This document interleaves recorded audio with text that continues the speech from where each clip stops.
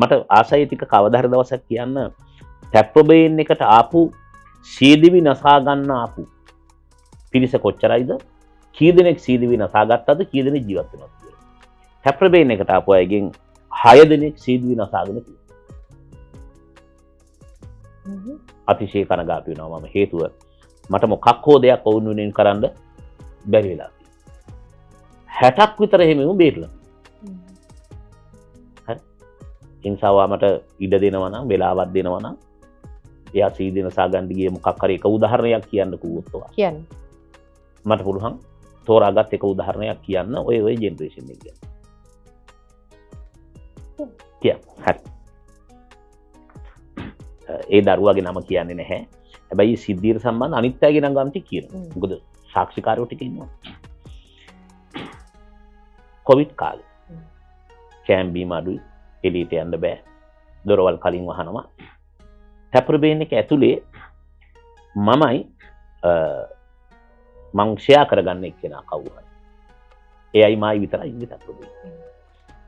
හයිලෝල් පාර පැත්තේ බව් කැෆේ එක හිටපු ගමන් අරිනවා හිටපු ගමන් වහනවා මේ කොවිඩ් කාලේ. ඒක තියෙනවා. ඒගොල්ලෝ ඉන්නේ හයිලෝල් පාර පැත්තේ. මෙහෙට සම්බන්ධයක් නැහැ. මේ පාර පැත්තේ ඉන්නකොට රෑ 7ට විතර මම අම්මා පොතේ දෙවෙනි සංස්කරණය කරමින් ඉන්නවා. ඒතර මම මේ වාගේ ලයිට් එකක් දාගෙන මම මේ වැඩි කරගෙන ඉන්නවා කොවිඩ් කාලේ. වෙන කවුරුත් යන්නේ ඉන්නෙත් නැහැ.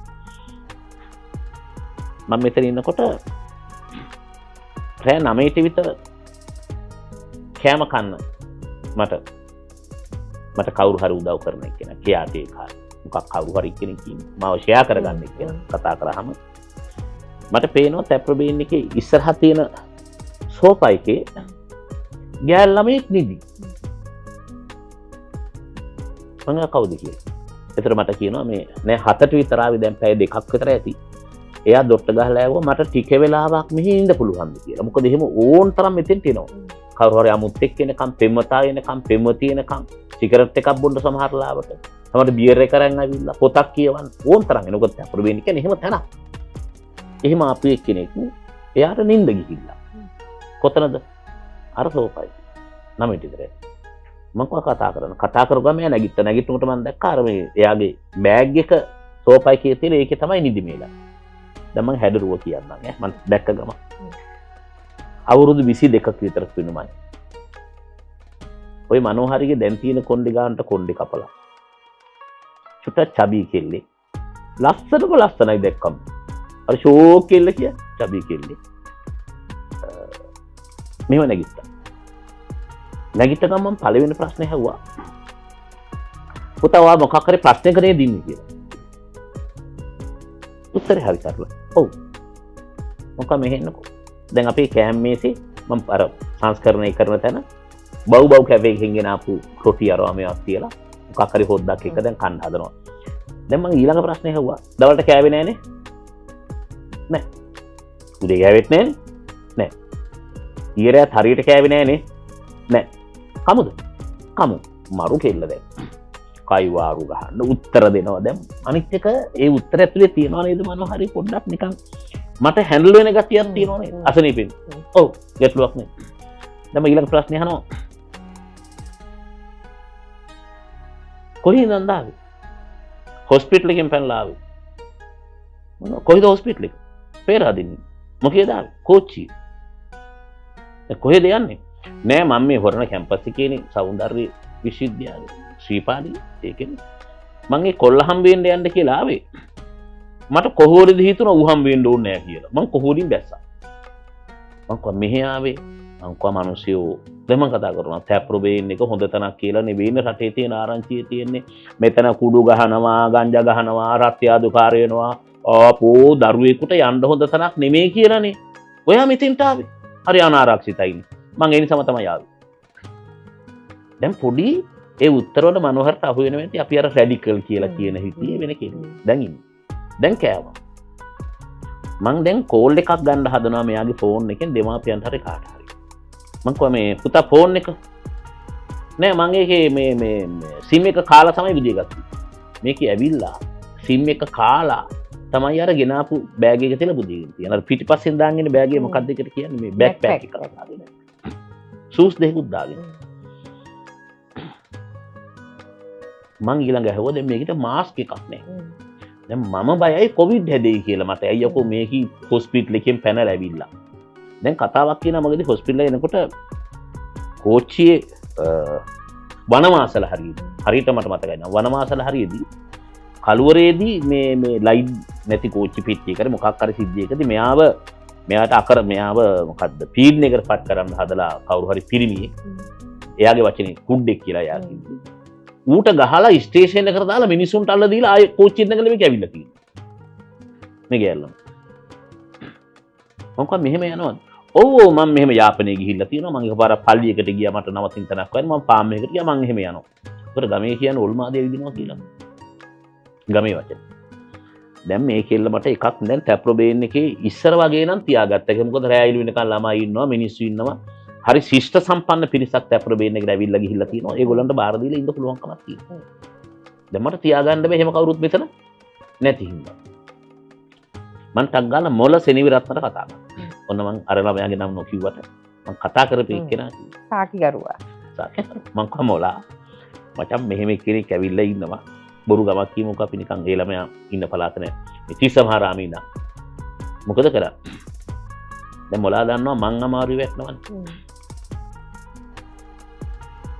මං බයිසිකලේ අරන් එන්න.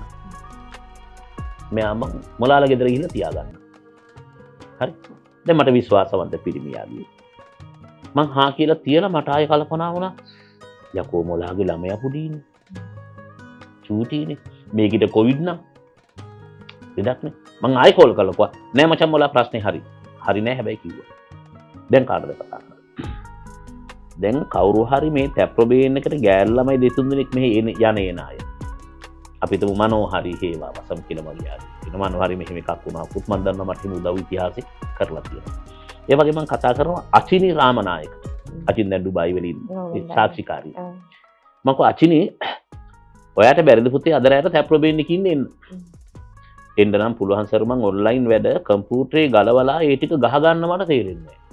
ගෙදර වැඩ. මං කව මම මේ මෙහෙම සිද්ධියක් වුණා මෙයාව ගෙනත් දෙමුත් උඹට බලා ගන්න පුළුවන්. මම බලා ගන්නවා.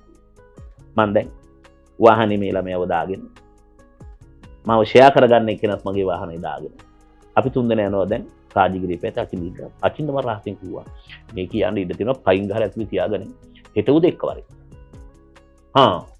අචිනි ගැන කිව්ව ගමන් දන්නවා සද්දන්ත ගැහණිය හතර දෙනෙකුට පයින් ගහලා අර තියාගෙන මම දන්නවා. උදේ අචිනි මේ ළමයි මෙහෙට එක්කන් ආවා. එකන් ආවට පස්සේ අර ළමයා හරි නිරෝගී විදිහට හැසිරෙනවා. මම ඒ වෙලාවේ එදා මේ අපි මොකක් හරි මේ වීඩියෝ ප්‍රෝග්‍රෑම් එකක් කරන්න ලෑස්ති වෙනවා. කැමරා 4-5ක් තිබුණේ එදා මම හිතන්නේ. මට මතක විතර ඩිංගා හිටියක් දන්නේ නැහැ. ඩිංගා හිටියා. ඩිංගා ෆිල්ම් එකකනේ ඩිංගා හිටියේ. ඒ වගේ 3-4 දෙනෙක් හිටියා. මේ ළමයා තේ හදනවා හුරුතනක් වගේ. කෑම හදනවා, අතු ගානවා, කැමරා හෙට මෙහෙට කරනවා, සපෝට් කරනවා. මම ඔය කියලා. නෑ මට හරි ආසයි කවදාද ෆිල්ම් එකක් ඩිරෙක්ට් කරන්න. කවුද? මේ ගෑල්ලා. දැන් ඉන්නකොට දැන් ඒ වෙද්දි මම සැලසුම හදලා ඉවරයි. මේ ළමයිගේ තොරතුරු මම කතා කරා. සෞන්දර්ය විශ්වවිද්‍යාලය. ඒගොල්ලෝ කිව්වා අපිට වගකීමක් නෑ නිමාඩු කාලේ. මං කිව්වා මේ ළමයට එහෙම අසනීපයක් තියෙනවා නම් මෙඩිකල් සෙන්ටර් එකට දාලා තියෙනවා අපි එයාට කතා කරලා බලමු. කතා කරාම දෙමන් තොරතුරු හොයාගන්න මේ ළමයාගේ නම්බර් සර්වර් එක හොයාගන්න. මම ඒ ගෙදරට කතා කරලා කියනවා මෙහෙම ළමයෙක් ආවා. ෆෝන් එක ගන්න තාත්තා. මං තාත්තා කියලා තාත්තා එහෙම ළමයෙක් ඔයාගේ දුව ඇවිල්ලා ඉන්නවා. එයා පරිස්සමෙන් අපි ළඟ ඉන්නවා. හැකීක්මනින් ටැප්‍රොබේන් එකට එන්න කියලා උදේම කියලා. දැන් පණවිඩේ යවලා තීදි තමයි මේ ළමයා දැන් මෙහෙම ඇවිල්ලා හැසිරි ඉන්නේ. මං කර 60ක් විතර ඉන්නවා කියලා කතා. මේ 60 එකක් කියන්නේ. දවල්ටත් කාලා. උයන්ද සපෝට් එකක් දීලා අස්පත් කරලා මේ ළමයා දැන් විනෝදෙන් තීවිලා ඉන්නවා. 6:00 විතර මේ පැත්තෙන් මම දැක්කා මරුටි කාර් එකක් නවත්තනවා. පිරිමි දෙන්නයි අම්මයි තාත්තයි විය හැකි දෙන්නයි 4 දෙනෙක් බැස්සා බහිනවා දැක්ක ගමන් මේ කෙල්ල බෑගේ ගත දිව්වා. දිව්වේ මෙතනින් පහළට බහැලවා දන්නවා බව් කැපේ එක පැත්තට ගිහිල්ලා හයිලෝ පාර්ටියක් දිව්වා. හොඳ වෙලාවට බව් කැපේ එකට මේ පැත්තේදී තැප්‍රබේන්නේ කියන කවුරු හරි කාන්තාවක් ගිහිල්ලා අල්ලගත්තා මෙයා. අල්ලගත්තම සයිස් එක දැම්මා. තමසෙලා කැත වැඩ කරන්න බං ගෙදරට ගිහවනේ දාගෙන බබ්බා කියලා ඔක්ක දැම්මම එක් කරගෙන ආවම අර එක්කෙනෙක් කිව්වා නෑ සර් වැඩේ හැන්ඩල් කරාවා යන්නකො කියලා කිව්වා. මම මේ කෙල්ලට කිව්වා පුතේ මම ඉන්නවනේ. ඔයා දැන් අම්මා තාත්තත් එක්ක ප්‍රශ්න විසඳගන්න. මොකද ඒ විද්‍යාවට ප්‍රශ්න කියලා තිබුණා. මම කිව්වා ඒකව දැන් ඩිරෙක්ට් කියන්න. ඒ ළමයා අවුරුදු 22 වෙනකන් ඒ ළමයාගේ ප්‍රශ්නේ එයාගේ අම්මා දන්නේ නැහැ. එයාගේ තාත්තා දන්නේ නැහැ. එයාගේ අක්කා කෙනෙක් අක්කලා දෙන්නෙක් ඉන්නවා. ඒ දෙන්න දන්නේ නැහැ. එයාගේ පෙම්වතා දන්නේ නැහැ. පෙම්වතා කියලා තිබුණා ඔබට පිස්සු තොවිලක් රටන්න කියලා. අර ගෑල්ලා ඒ කියන්නේ මට කැලෑ පත්‍ර ගහලා ගන්න. හැබැයි රිසල්ට්ස් ආවම ඒ කැලෑ පත්‍රේ ගහපු බෝඩ් එකේම ඉස්කෝලේ ඒ ළමයි රිසල්ට්ස් දාලා තිබ්බලු ඉස්කෝලේ දක්ෂම ළමයා කියලා. එයාට කැලෑ පත්‍රේ ගහ බෝඩ් එකේ. ඒ ළමයා කියන මං කවදාද ෆිල්ම් එකක් කරනවා නෝ සර්. ඒක තමයි මගේ ෆිල්ම් එකේ පළවෙනි ෂොට් එක. කැලෑ පත්‍රේ ගහලා තිබුණා. වෙන જાතිය කෙල්ලෙක් නේ. මං කෝ කෙලිම දැන් අම්මත් එක්ක ගියා. මමත් වාඩි වුණා. අම්මයි තාත්තයි ඉන්නවා. මෙයා කිව්ව කතන්දරේ මං කෙටියෙන් කියන්නම්. අම්මා රට ගිය වෙලාවේ අම්මා බාප්පා තමයි ඉස්සල්ලාම මාව රේප් කරන්න හැදුවේ. අක්කා බැඳ මේ ඇවිල්ලා ඉන්නේ මූ එකෙක් අනිත් එකා මුන් දෙන්න තමයි මගේ කලිසම ගාලා මාව රේප් කරන්න හැදුවේ. අරුන් දැන් එළියට ගියා. හරි උන්දර දැන් අහන් ඉඳලා මට දඬුවම් කරයිද දන්නේ නැහැ. මොකද එකෙක් මේ නාගරික මන්ත්‍රී කෙනෙක් දුවයිද කියලා. මුන් දෙන්න තමයි ඒක කරන්න හැදුවේ. මට කැලෑ පත්‍ර ගැහුවා. මම බඩින් කියලා කිව්වා. මං තාමත් කන්නේ අවියක් මං අම්මට ඕනම් කලිසම ගලවලා පෙන්නන්න. මම මේ කලිසම් 4-5ක් අඳන් ඉන්නේ මම උන්ගෙන් බේරෙන්න කිව්වා. ඇත්තට මේ කෙලේ චබී නෙවෙයි කලිසම් 5ක් විතර ඇටරට ඇදලා ඉන්නේ. මගේ කොල්ලා හිතන් ඉන්නේ මං ඌත් එක්ක ඌට දෙන්නේ නැත්තේ මට ලෙඩක් හින්දා කියලා. නෑ මං ඌට බයයි පිරිමින්ට. ෆ්‍රෙඩි ගැලෙව්වා මට. මං කොහොමද තාත්තත් මේ වගේ සමහර ඒවා දන්නේ නැති. මං කොහොමද දැන් මේ අතනින් පින්නේ. තාත්තේ මේ මම ડોක්ටර් කෙනෙකුට කතා කරන කලබෝල හොස්පිටල් එකේ දැයි කියා. බෙහෙත් උත්තරන් එන්න කිව්වා. ડોක්ටර් හම්බ වෙලා බෙහෙත් උත්තරන් ආවම ડોක්ටර් කියලා සතුටුට බෙහෙත් දුන්නා. කියලා මම කපුටා දැන් බෙහෙත් බොන්න ඕනේ ආ. හරි බෙහෙත් බොන්න ඕනේ කියලා ආවම මේ ළමයා දැන් කියනවා ගෙදර යන්න බෑ කියලා පාරේ. මං කිව්වා නෑ. ඔබ හෙඩ්සෙට් එක දාගනින්. මෙන්න මිඩි ග්‍රෑම් 500ක් විතර තියෙනවා. ආතල් එකේ සින්දුවක් අහගෙන කකා ඵලයක් බෙහෙත් බීලා වරින් කියලා. සනීප වුණා. ඒතර සෙකන්ඩ් ඉයර් එකේ දැන් උපාධිය සම්පූර්ණ කරලා. දැන් යා කොළඹ රැකියාවක් කරනවා. චෝක් බයිසිකලියක් තියෙනවා කෙල්ලට. හිටපු ගමන් චූටි තෑග්ගක් කරන් තැප්රොබේන් ඇවිල්ලා යනවා. හරි. සීදිවි නසා ගන්න ඇත් එක්ක කරුණා කරලා කතා කරා. ඒ ප්‍රශ්නෙට ඇවුම්කන් දෙන්න. පටන් ගන්න ඕනේ අම්මා තාත්තා. බොහෝ විට ඒ සීදිවි නසා ගන්න අයගේ අපරාධකාරයයි ගෙදර. මම මේ කියන එක විශ්වාස කරන්නේ නැත්නම් ළමා හා කාන්තා කාර්යාංශයෙන් ගිහිල්ලා අහන්න උතුරේ LTT ත්‍රස්තවාදීන් ඇවිල්ලා බලගේ ගමේ ළමයි දූෂණය කරන්නේ නැහැ.